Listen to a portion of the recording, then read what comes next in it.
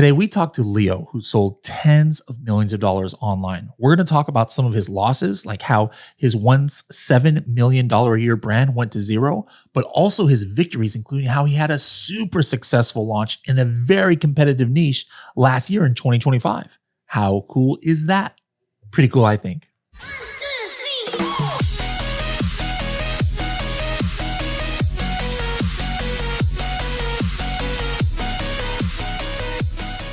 Hello, everybody, and welcome to another episode of the Serious Sellers Podcast by Helium 10. I am your host, Bradley Sutton, and this is the show that's a completely BS-free, organic conversation about serious strategies for serious sellers of any level in the e-commerce world. And we've got somebody today that you might know as an expert, maybe a service provider, a software creator, a guru, if you will. Some people don't like that word. But we're going to learn about our guest today, Leo, from a different aspect, and that's as a brand owner, because that's what we do here on the Serious Sellers Podcast now is we talk to brands. And the reason why Leo is so successful doing those other things is because he has been a seller for years himself. So Leo, excited to kind of like talk to you at a little bit of different angle today. Thanks for having me today, Bradley. I appreciate it, as always. And thanks, everyone, for tuning in. So happy to be here. Awesome. Where were you born and raised? I was born in Italy, actually, and grew up there until when I was 23 years old. 23? Yes. Wow. Did you go to university in Italy? I did, yes. I did go to university there. What did you study? Mechanical engineering. Ooh, yeah. No wonder why you have a technical mind. There you exactly, go. Okay. Yeah, I always been passionate about this. I think I said this story before, but when I was a kid, my parents gave me this radio as a gift, and I just took it apart. My mom was so upset. I just wanted to understand what was inside the radio. I put it back together. It still works, but yeah, that's my kind of like inner curiosity, you know, about all this tech stuff. Did you ever work in that field, or is that the time when you graduated that you already moved out of the country? No, I did mechanical engineering because back in Italy, and I think this still works today the same way, but teachers, like, they try to identify what you're good at, right? Mm-hmm. When you're like mid school, like, so between 13 and like 12 or 15. And so they ask you, hey, you know, what do you like to do? And at the time I was really good with AutoCAD. Do you know AutoCAD? Yeah. Like just like building stuff. And so they're like, oh, I think you'd be really good in the mechanical field, and that would be a very good full-time position for you. So they just project you into this full-time 9-to-5 job. And so I went to this school to learn that. But I think what I learned the most was not actually after. It was during the breaks, the summer breaks. I went to work with some family members, like fixing car parts or like doing gardening. And my uncle was an electrician, so I did, and I still do that today. Sometimes that's my hobby. I like electrical and just fix stuff. So yeah, that's how I learned. Now, when was the first thing that you sold online? Like, about what year, what platform was it? Oh, I think it was 2003 or 2. Wow. Probably it was shoes from China. I at the time there was this chat.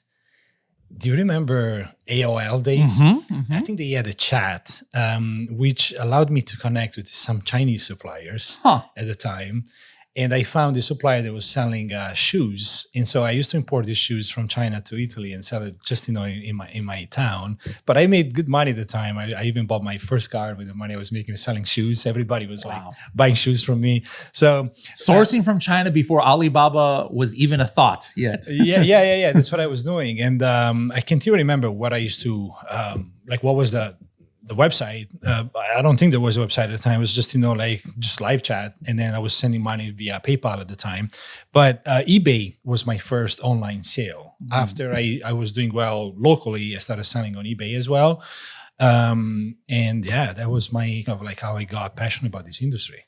So now 20 years of selling, over 20 years of selling online. What was your first serious private label Amazon brand, would you say? 2010, sometime in there? It was 2000, end of 2015. Okay. Yes. What was that first product that you sold? It was skincare. Okay. Yeah. I started the skincare line in Canada.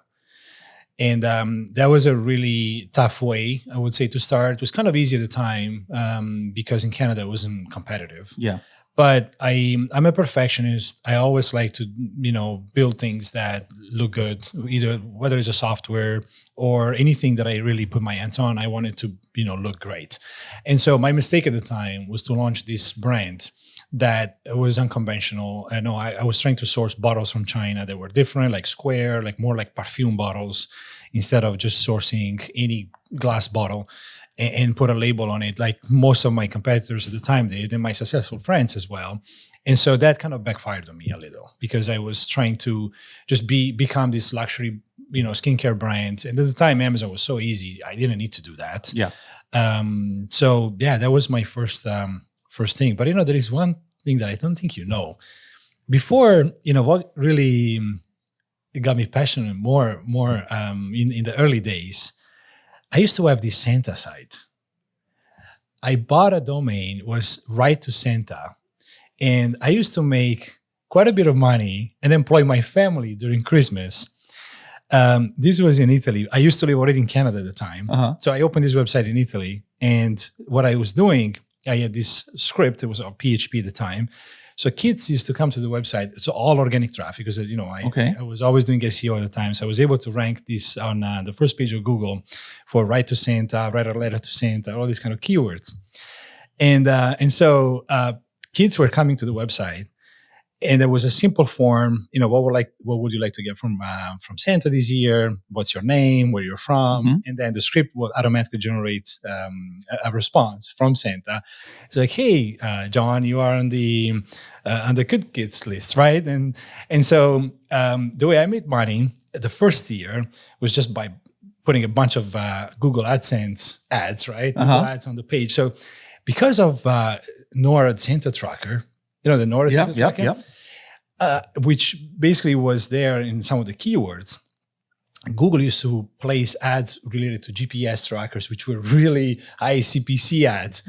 And so my check at the end of the month was like 3-4K from Google Ads. The next year, I took it a step further, so people now could order a physical letter from Santa. So I had my parents, basically my aunt owns like this printing shop in Italy. Because this is before AI and chatbots where you could have automatic responses. You actually had to have people writing things. For sure. So I got, these kids were choosing from different templates. It was like parents, obviously, choosing from different templates. My parents were printing the letters, and my brother was actually putting the stamp with wax. Like, so real nice letters, burning with a flame all around to make it look like these authentic letters. And that was also good. But then I made a huge mistake one year. I forgot to renew the domain, and Chinese bought it, and I lost. I lost that. My parents loved it. Like they really loved during Christmas time doing these. That's a true entrepreneurial mindset right there, for sure. Now, what was your biggest year of sales, would you say, since you started that first product in 2015? 2019, I think. During COVID? Was that during COVID or right before COVID? It was just before COVID. Okay. Just before COVID. What did you hit? What figure? At the time, I think we were doing 7 million or so. That was Canada. And 7 million in Canada. Yeah, because we had a really good. That's crazy. We had a really good line. That's like 60 million in US. Well, made in Canada. Worked really well, because Canadians were, they're very proud of promoting their or buying from Canadian brands.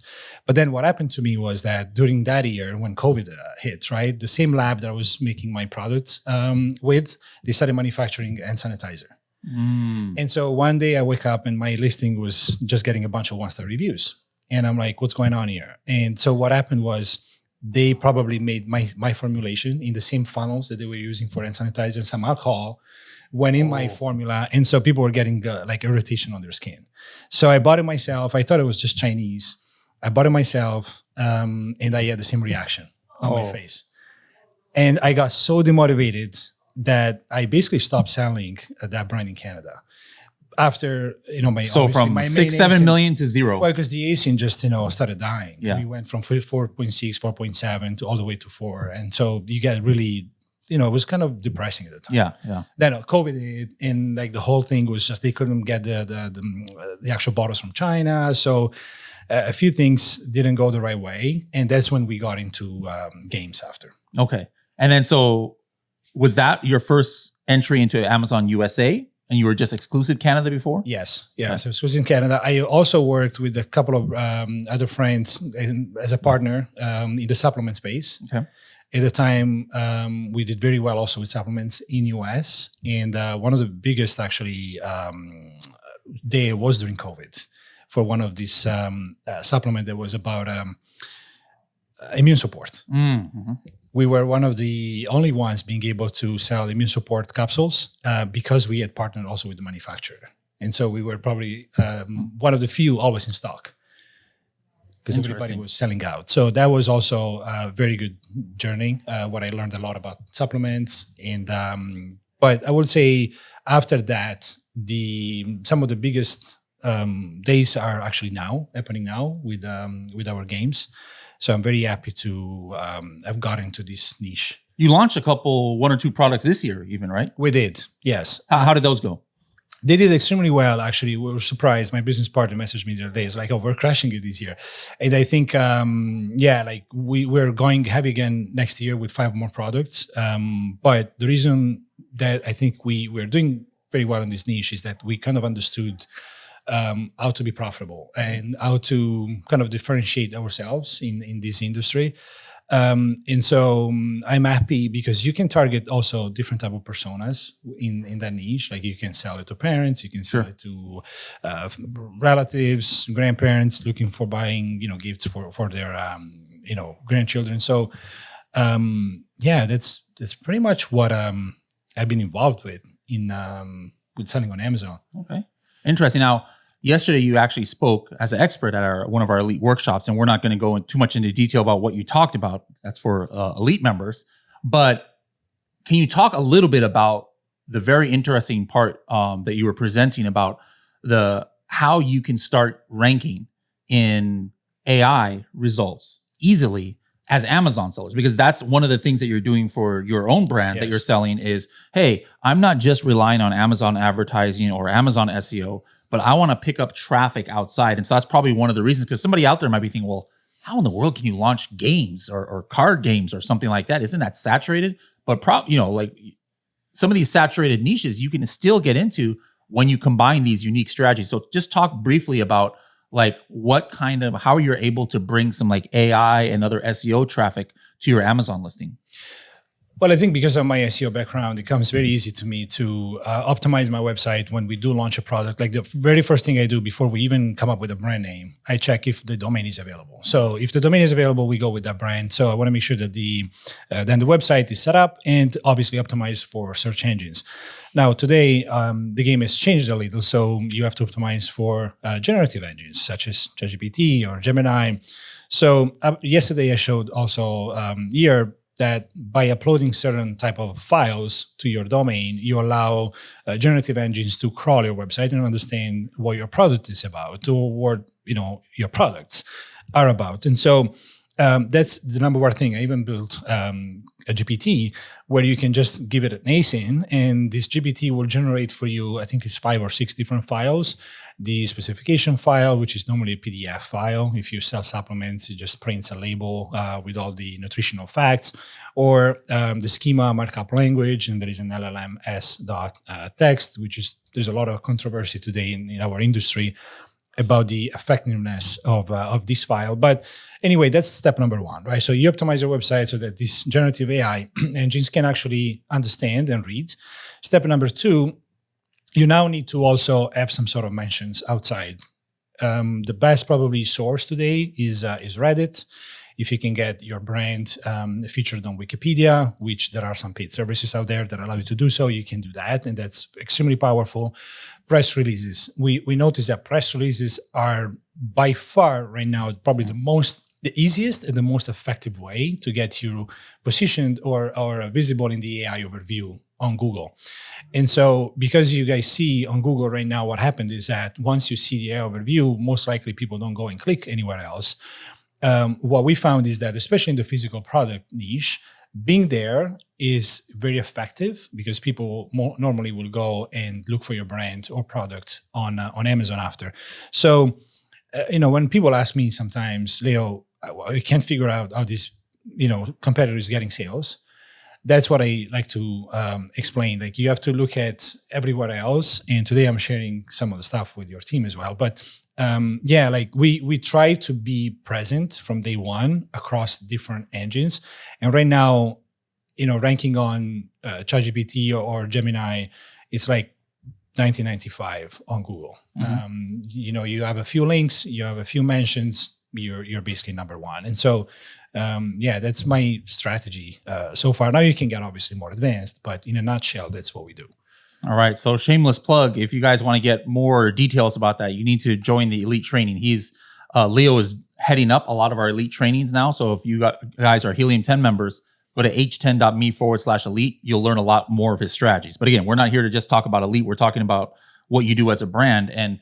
And there's always going to be new, if you want to call it hacks or new, evergreen strategies like optimizing for, what was the acronym that you used yesterday? Is it AEO or AEO? Some people call it GEO, Generative Engine Optimization. Some call it AEO, Answer Engine Optimization. These acronyms 2 years ago did not exist. Like if you said GEO, people would say, "Oh, geo targeting," or it might have meant something else. AEO, who knows what people might have thought you were talking about.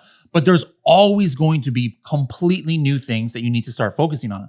But at the same time, a lot of the fundamentals of running a brand on Amazon are the same or are consistent. Like you still got to be running your advertising on Amazon.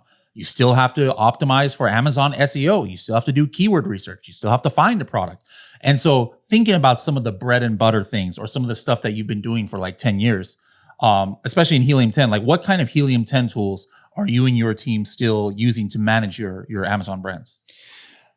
Well, the tools like, for example, Black Box, they always come handy, especially when, the initial phase where we're trying to understand what's going on, where is the market at, is there competition, what are some product opportunities. That's how we found for scale stories, the product for Natalie, right?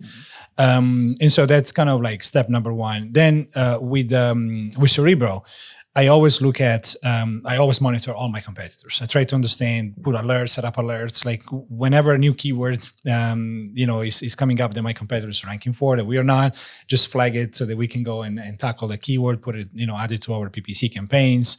Right now, you guys have a lot of new tools for TikTok, which we also sell on.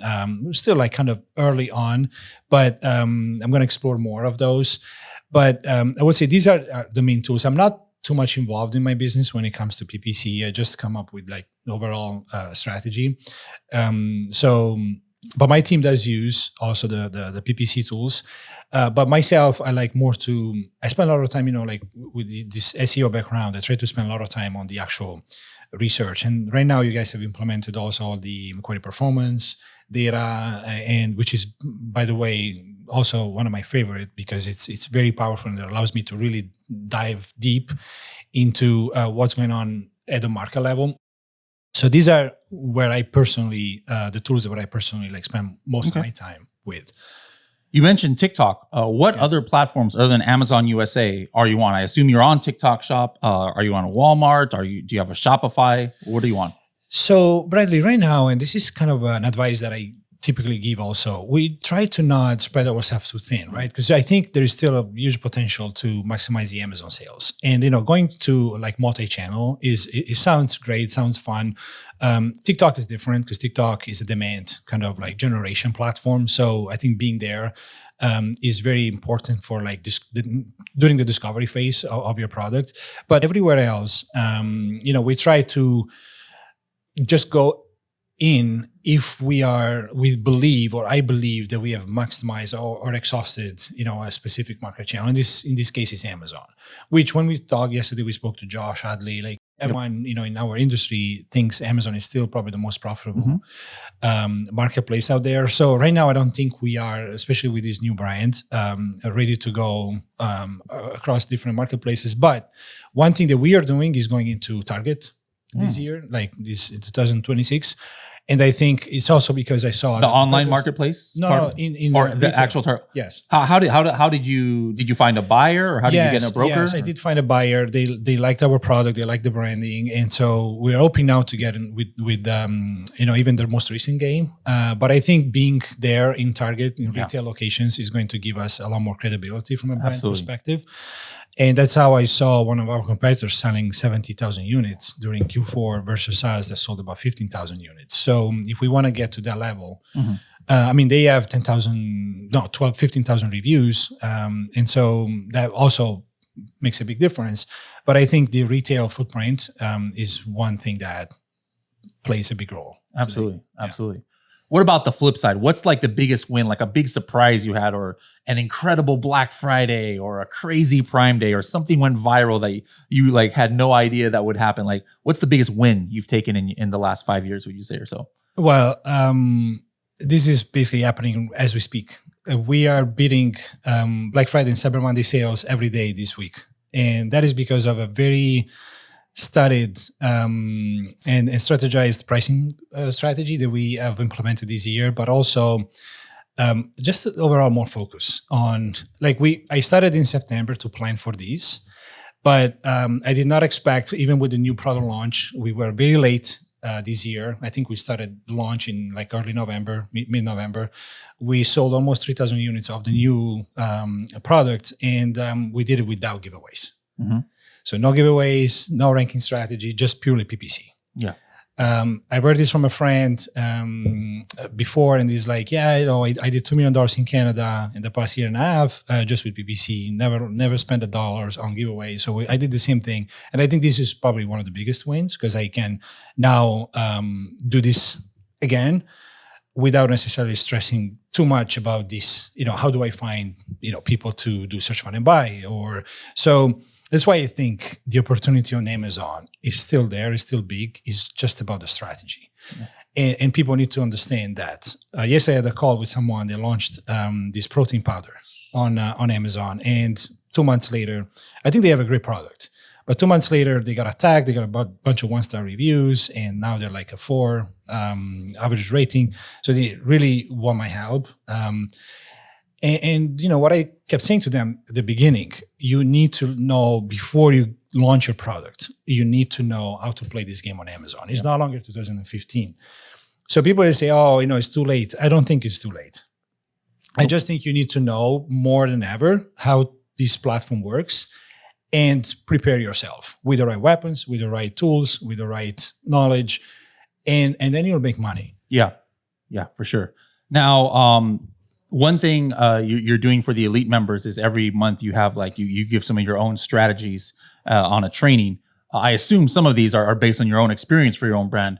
Can you give one of the strategies that you gave last month to the elite members that was based on something you're doing with your brand? So one thing that I saw is that, for example, in the supplement space, there are a lot of supplement sellers right now, or more like advanced sellers, that are using outside traffic to funnels or to specific landing pages and eventually drive traffic to their Amazon PDP page. So one way I found it is through the Facebook ad library. So you can see if you search for just the keyword Amazon and then you look at the past, for example, 30 days of active ads, because you want to see which ads are actually active, but you also want to see how many of those have been running for a while. So if an ad has been running for 3 months, they're making money with it. And so when you start doing this, you see a lot of Amazon supplement brands that are actually driving traffic from Facebook ads to these landing pages, which are some of them are kind of gray, sketchy, which are fake advertorial pages. So you see men's health or women's health, right? It's not really. And this guy actually even bought the domain Amazon-something.com.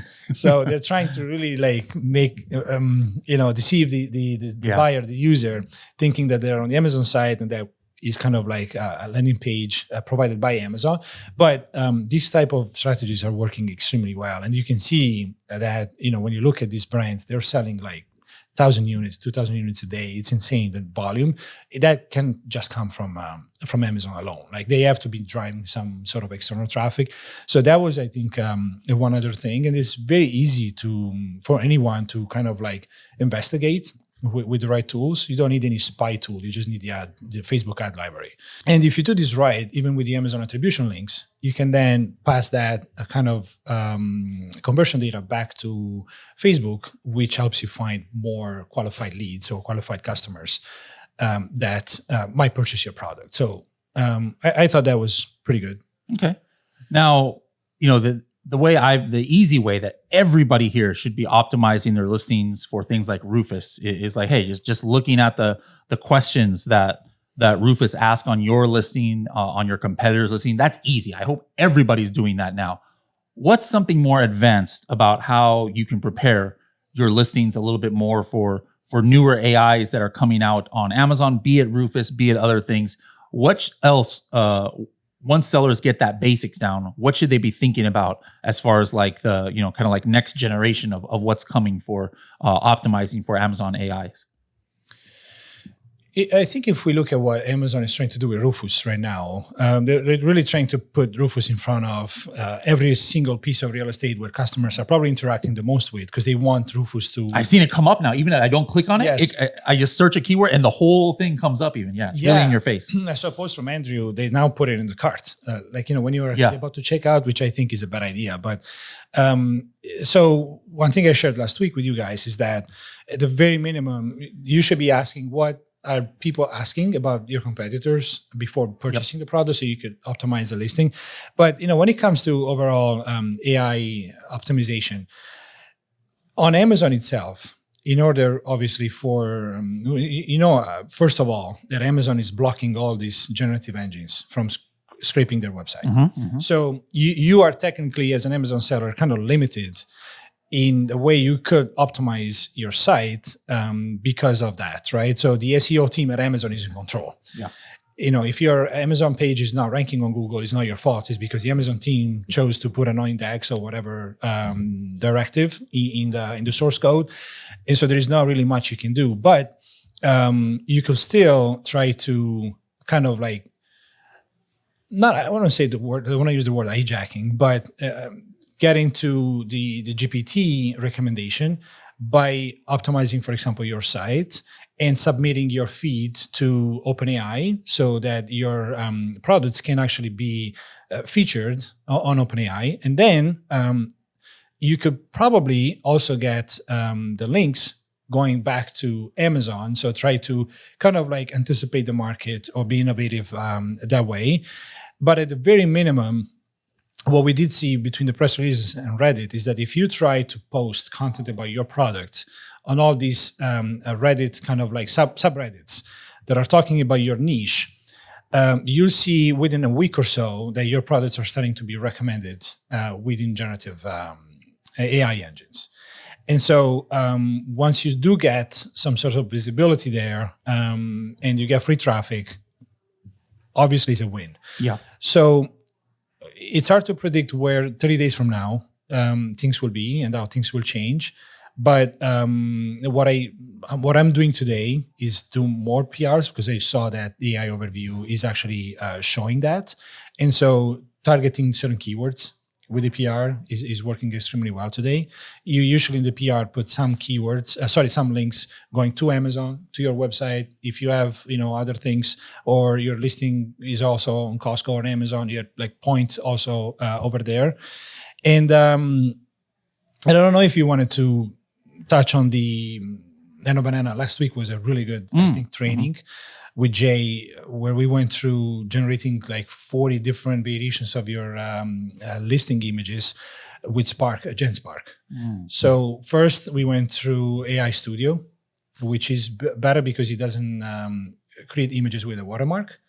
But then after we had this prompt, we just went through GenSpark and they created 40 different images for your listing. And this is like maybe split test to see things that work. Yeah, exactly. So you can run continuous split tests. You can see if the conversion rate increases or decreases. You can get your images for holiday kind of background. So you can optimize as you go for different occasions without needing a team. Okay. Speaking of images, the last thing before we close this episode, I want to ask you about, you were one of the first people that I know in the space years ago talking about metadata in images and how Amazon will pick up what an image is and then look at the file names potentially or metadata.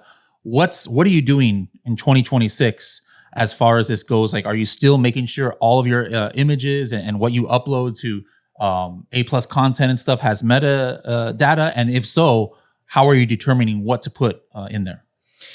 Yeah, so my process is this. Once we have the kind of like master list of keywords, we try to use these keywords on the listing and on the images. I assume that the engines right now that crawl these are separate, and then they put everything together in the back end.